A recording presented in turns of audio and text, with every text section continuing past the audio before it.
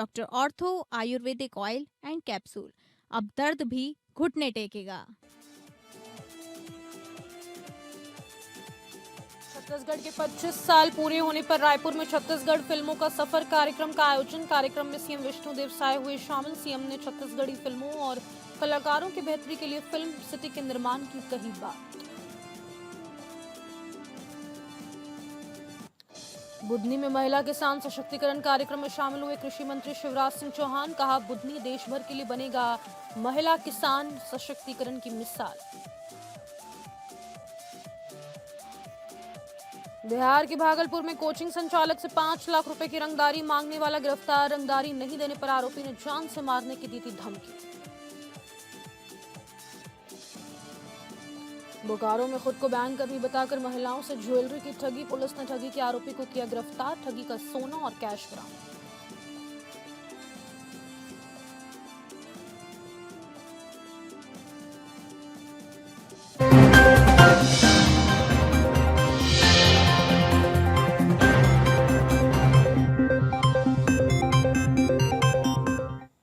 नमस्कार, आप सभी का स्वागत है स्टेट लाइव में। मैं हूं आपके साथ शालिनी राणा। शुरुआत करेंगे स्टेट लाइव की छत्तीसगढ़ के खबरों से। छत्तीसगढ़ फिल्म विकास निगम द्वारा आज रायपुर में छत्तीसगढ़ फिल्मों का सफर कार्यक्रम का आयोजन किया गया।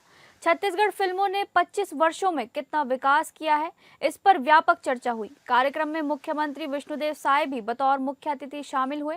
विष्णुदेव साय ने कार्यक्रम को संबोधित करते हुए कहा कि मैं सब निर्माता, निर्देशक और सभी अभिनेताओं को बधाई देता हूं। हम चित्रोत्पला फिल्म सिटी का भी निर्माण कर रहे हैं और कलाकारों के लिए जो बेहतर होगा वो करेंगे।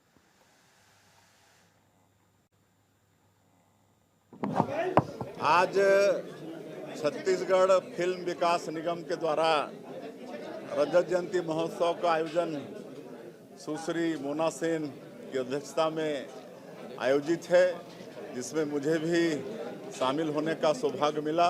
इसके लिए मैं सुश्री मोना सेन और फिल्म विकास निगम का आभारी हूँ और बहुत शुभकामनाएं हैं सुश्री मोना सेन जी के लिए। उनके नेतृत्व में हमारे छत्तीसगढ़ में छालीवुड खूब विकास करे। कई पिक्चर यहाँ पर बने हैं जो बहुत फेमस हुए हैं और भूलन कांदा जैसे पिक्चर को नेशनल अवार्ड भी मिला है। और आज के इस महोत्सव में हम लोग जो छत्तीसगढ़ी फिल्म के निर्माता हैं उनका सम्मान किए हैं और आगे और भी छालीवुड को आगे बढ़ाते रहेंगे। वन एवं जलवायु परिवर्तन मंत्री केदार कश्यप और पूर्व सांसद व जिला केंद्रीय सहकारी बैंक के अध्यक्ष दिनेश कश्यप की माताजी मनकी देवी कश्यप के निधन से बस्तर अंचल सहित पूरे प्रदेश में शोक की लहर फैल गई है। निधन की सूचना मिलते ही उनके गृह ग्राम फरसागुड़ा में शोक संवेदना व्यक्त करने वालों का तांता लग गया। अंतिम दर्शन और श्रद्धांजलि अर्पित करने के लिए बड़ी संख्या में आम नागरिक और स्थानीय जनप्रतिनिधि गांव पहुंचे। शोक संदेश पाकर शिक्षा मंत्री गजेंद्र यादव, विधायक किरण सिंह देव और विधायक चैतराम अटामी फरसागुड़ा पहुंचे। उन्होंने दिवंगत मनकी देवी कश्यप के पार्थिव शरीर के अंतिम दर्शन कर श्रद्धांजलि अर्पित की तथा शोकाकुल परिवार से भेंट कर अपनी संवेदनाएं व्यक्त की। सभी ने ईश्वर से दिवंगत आत्मा की शांति और कश्यप परिवार को इस दुख को सहन करने की शक्ति प्रदान करने की प्रार्थना भी की।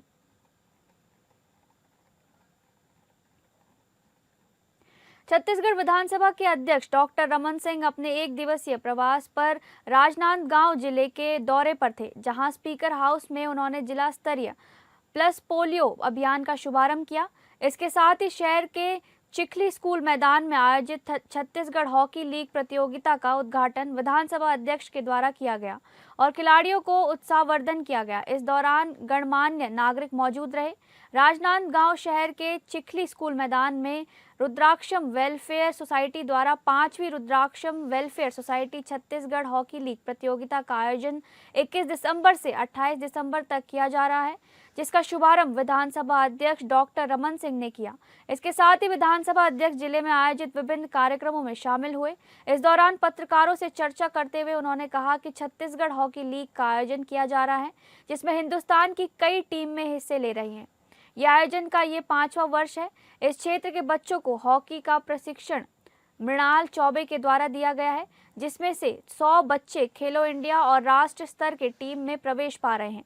यहाँ हॉकी के लिए निःशुल्क प्रशिक्षण बच्चों को दिया जा रहा है। राष्ट्र स्तर के आयोजन के लिए 6 करोड़ रुपए एस्ट्रो टर्फ के लिए स्वीकृत हुआ है। वहीं एसआईआर को लेकर कहा कि मतदाता सूची में नाम जोड़ने के लिए लगातार कार्य किए जा रहे हैं। हमने भी अपने कार्यकर्ताओं से कहा है कि कोई नाम न छूटे, ज़्यादा से ज़्यादा लोगों का नाम मतदाता सूची में जोड़ा जाए और सुविधा का लाभ मिले। 25 का शुभारंभ का यह अवसर रुद्राक्षम वेलफेयर सोसाइटी द्वारा आयोजित 5वीं छत्तीसगढ़ हॉकी लीग 2025 के शुभारंभ के कार्यक्रम में उपस्थित होकर मैं अपने आप को बहुत ही गौरवान्वित महसूस कर रहा हूं। आत्मीयता के साथ संतोष की अनुभूति हो रही है। ये आयोजन न केवल खेल प्रतियोगिता का उद्घाटन है, बल्कि राजनांदगांव की खेल चेतना, सामाजिक सहभागिता और युवा ऊर्जा के संयोजन उत्सव है। इस मंच से मैं रुद्राक्षम वेलफेयर सोसाइटी की पूरी टीम को बहुत बहुत धन्यवाद देता हूं, जिन्होंने निरंतर 5 वर्षों तक इस प्रतियोगिता को केवल सफलतापूर्वक आयोजन ही नहीं किया। छत्तीसगढ़ प्रदेश आर्चरी एसोसिएशन के 23 दिसंबर तत्वाधान में 35वीं एनटीपीसी जूनियर राष्ट्रीय तीरंदाजी प्रतियोगिता का आयोजन 23 दिसंबर से 30 दिसंबर 2025 तक राजधानी रायपुर के Swami Vivekananda athletics stadium Kota road में किया जा रहा है।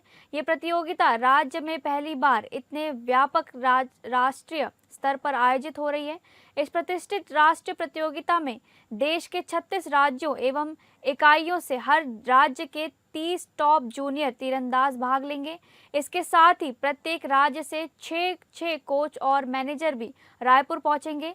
इस तरह प्रतियोगिता में खिलाड़ियों, कोचों और मैनेजर्स को मिलाकर करीब 1200 से अधिक प्रतिभागियों की भागीदारी रहेगी।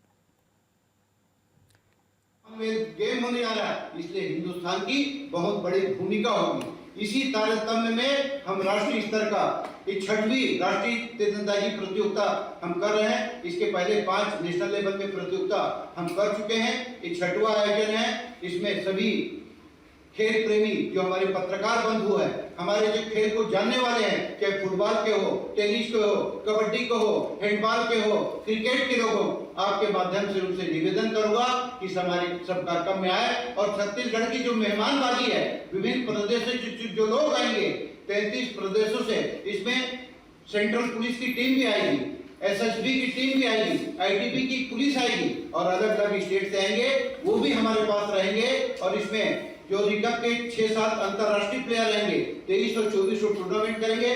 24 को उसका समापन है, उसका भी आप इंटरव्यू कर सकते हैं। आम आदमी पार्टी का आज राजधानी रायपुर में नए प्रदेश कार्यालय का उद्घाटन प्रदेश प्रभारी डॉक्टर संदीप पाठक और सह प्रभारी मुकेश अहलावत द्वारा किया गया। उद्घाटन कार्यक्रम में प्रदेश के अनेक जोन के कार्यकर्ता उपस्थित रहे। ज्ञात हो कि आम आदमी पार्टी के राष्ट्रीय संगठन महासचिव व राज्यसभा सांसद प्रदेश प्रभारी डॉक्टर संदीप पाठक और उपनेता विपक्ष दिल्ली सरकार प्रदेश सह प्रभारी मुकेश अहलावत 3 दिवसीय छत्तीसगढ़ प्रवास पर हैं।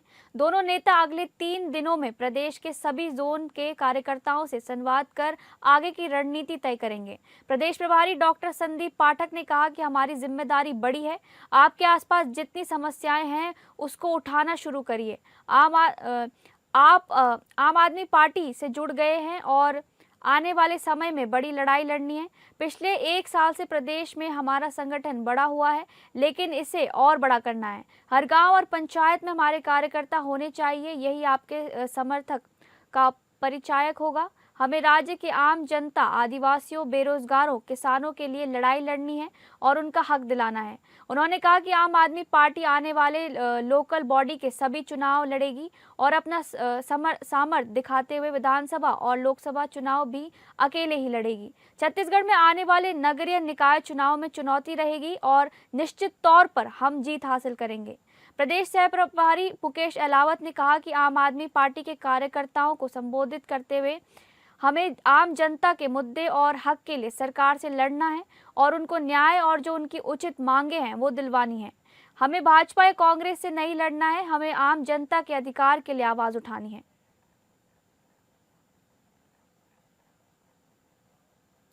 राजधानी रायपुर में पुलिस आरक्षक भर्ती को लेकर अभ्यर्थियों का आक्रोश सामने आया, जहां आज बड़ी संख्या में अभ्यर्थियों ने गृह मंत्री विजय शर्मा के निवास का घेराव किया।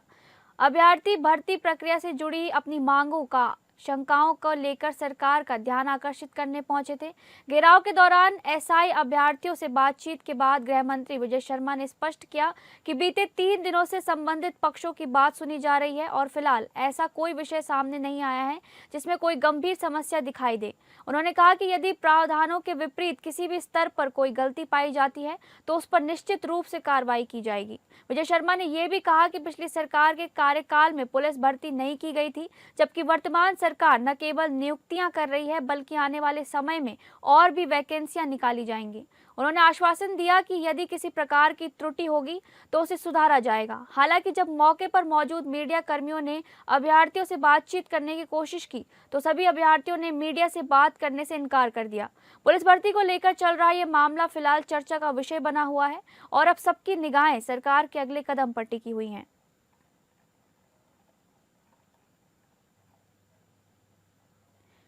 खैरागढ़ जिले के आखिरी छोर में बेस घाघरा गांव में स्थित एक बटालियन कैंप में तैनात जवान की गोली लगने से मौत हो गई।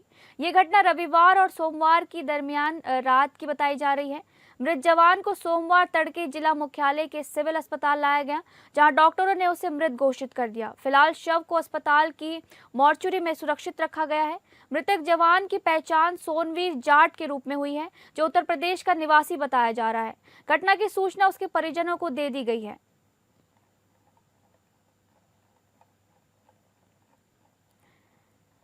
रायपुर के ऐतिहासिक जल धरोहर महाराज बांध तालाब आज गंदगी और उपेक्षा से बाहर निकलकर नई पहचान की ओर बढ़ रही है।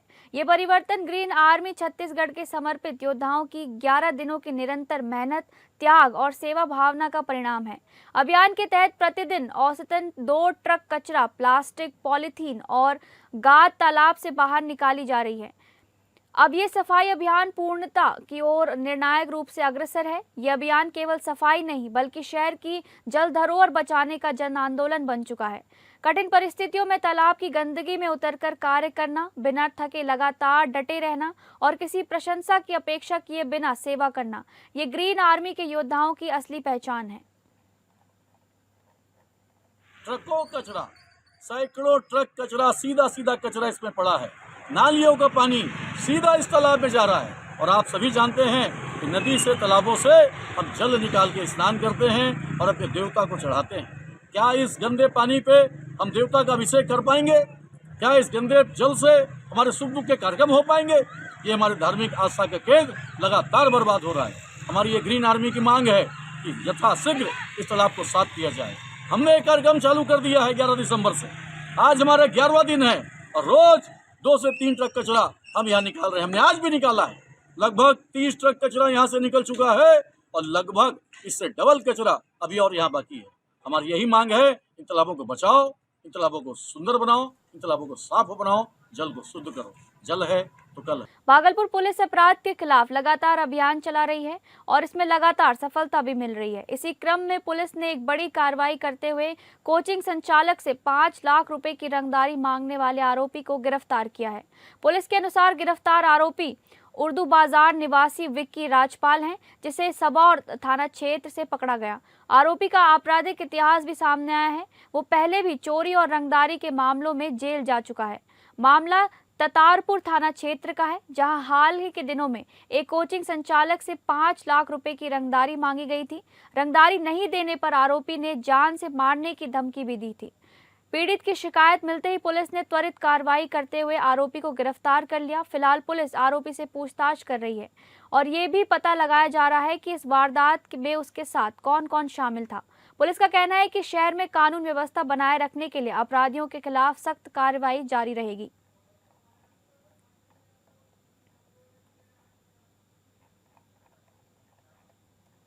अब बात करेंगे झारखंड से जुड़ी खबरों की। चाईबासा के स्पोर्ट एसोसिएशन ग्राउंड में अटल स्मृति 3 दिवसीय फुटबॉल खेल प्रतियोगिता आयोजन किया गया है। इस प्रतियोगिता में जिले भर से कुल 64 टीम ने भाग लिया। ये खेल 21, 22 और 23 दिसंबर तक होना है, जिसका फाइनल मैच 23 तारीख को होना है। इस खेल में विजेता टीम को 1 लाख रुपए, उपविजेता को 75,000 और तीसरे नंबर पे आने वाली टीम को 50,000 रुपए पुरस्कार के रूप में दिए जाएंगे।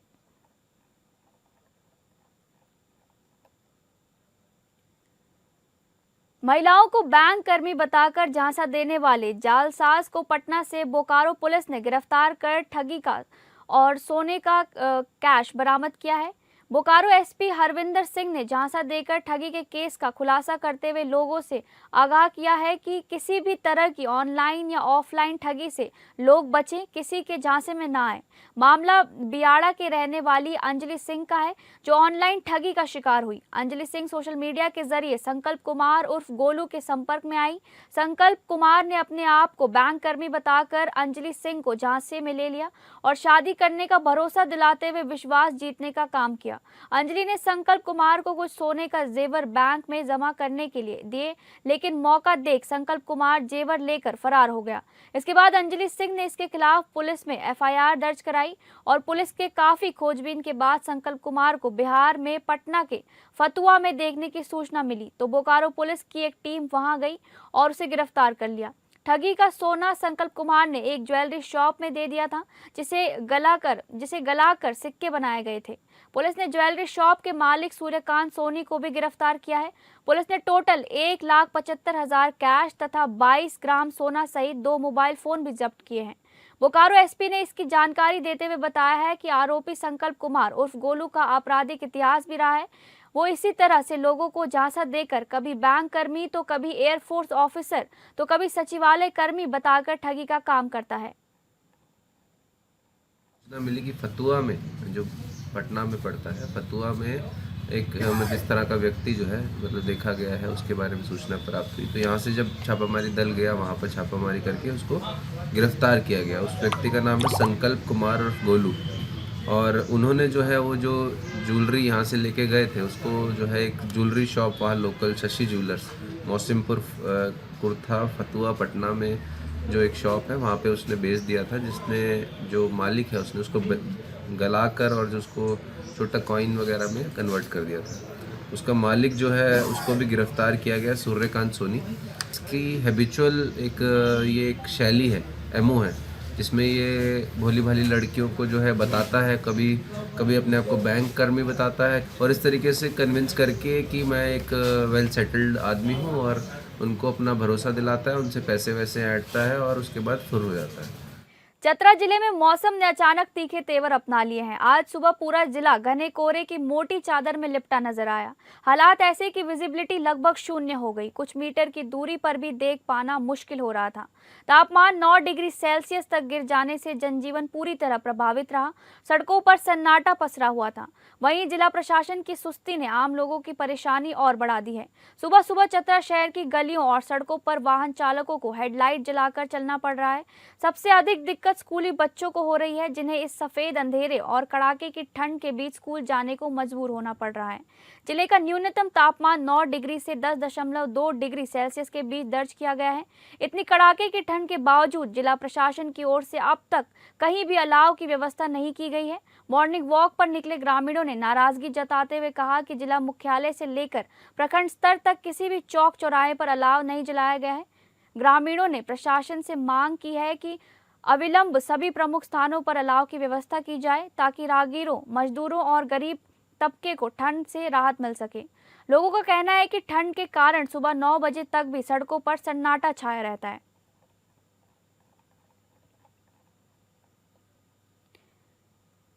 अब बात करेंगे राजस्थान से जुड़ी खबरों की। राजस्थान में इस वक्त सर्दी का सितम जारी है। ठंड में स्कूल जाने वाले बच्चों का खासी परेशानी का सामना करना पड़ रहा है। ऐसे में राजकीय उच्च प्राथमिक विद्यालय खंडेला में भामाशाह खेमचंद सैनी और उनकी पत्नी भगवानी देवी द्वारा बच्चों को स्वेटर भेंट किया गया। रवि कुमार सैनी, रितेश कुमार सैनी, अब्दुल सलाम और स्टाफ लोग उपस्थित रहे।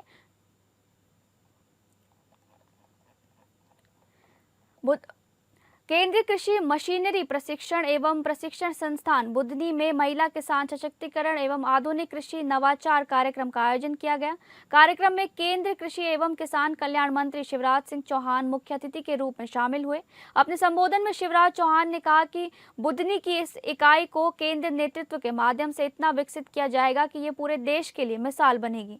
उन्होंने बताया कि महिलाओं को आत्मनिर्भर बनाने के उद्देश्य से संस्थान में खेती से जुड़ी आधुनिक तकनीकों के साथ ड्रोन प्रशिक्षण भी दिया जा रहा है।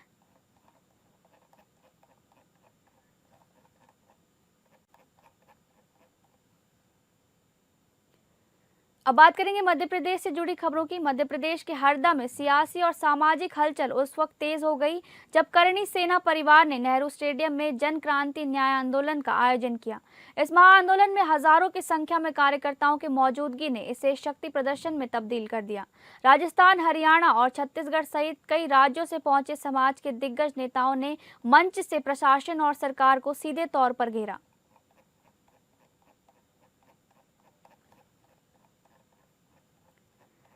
अब बात करेंगे महाराष्ट्र से जुड़ी खबरों की।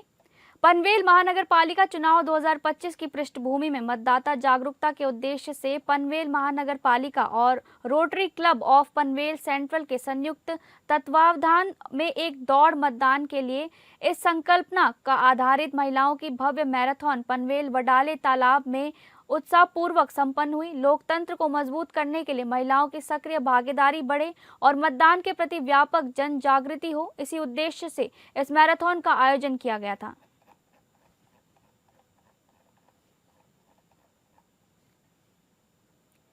मुंबई लोकल ट्रेन में महिला सुरक्षा को लेकर एक बार फिर गंभीर सवाल खड़े हो गए हैं।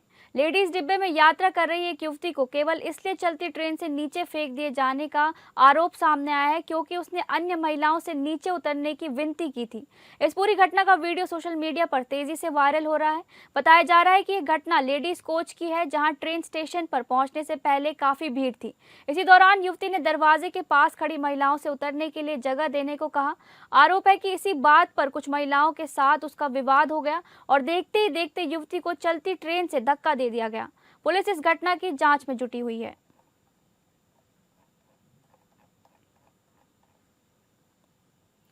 पालघर के बोईसर में दिन दहाड़े गांजा बिक्री का मामला सामने आया है। बोईसर बस डिपो परिसर में गांजा बेच रही एक महिला को पुलिस ने गिरफ्तार किया है। आरोपी महिला की पहचान सविता शिव बहादुर सिंह के रूप में हुई है, जिसके पास से 3 किलो गांजा जब्त किया गया है। दिन दहाड़े चल रही गांजा बिक्री से इलाके में हड़कंप मच गया। पुलिस ने जाल बिछाकर महिला को गिरफ्तार कर लिया है। इस मामले में बोईसर पुलिस थाने में NDPS कानून के तहत मामला दर्ज किया गया है।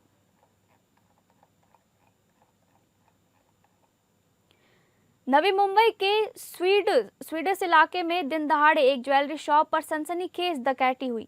3 आरोपियों ने बुर्का पहनकर दुकान में प्रवेश किया और दुकानदार को बंदूक दिखाकर धमकाया। इसके बाद उन्होंने दुकान में रखे सोने और आभूषण लूट लिए। चौथा आरोपी बाहर खड़ा होकर वॉचमैन का काम करता रहा। घटना की जानकारी मिलते ही पुलिस तुरंत मौके पर पहुंची और जांच शुरू कर दी। डॉग स्क्वाड को बुलाया गया और आसपास के CCTV फुटेज खंगाले जा रहे हैं। अब बात करेंगे पंजाब से जुड़ी खबरों की। शिरोमणि अकाली दल के अध्यक्ष ज्ञानी हरप्रीत सिंह ने बड़े साहिबजादा अजीत सिंह जी और साहिबजादा जुझार सिंह जी और गुरु गोविंद सिंह जी के प्यारे सिंहों को शहादत दिवस पर उन्हें श्रद्धांजलि दी।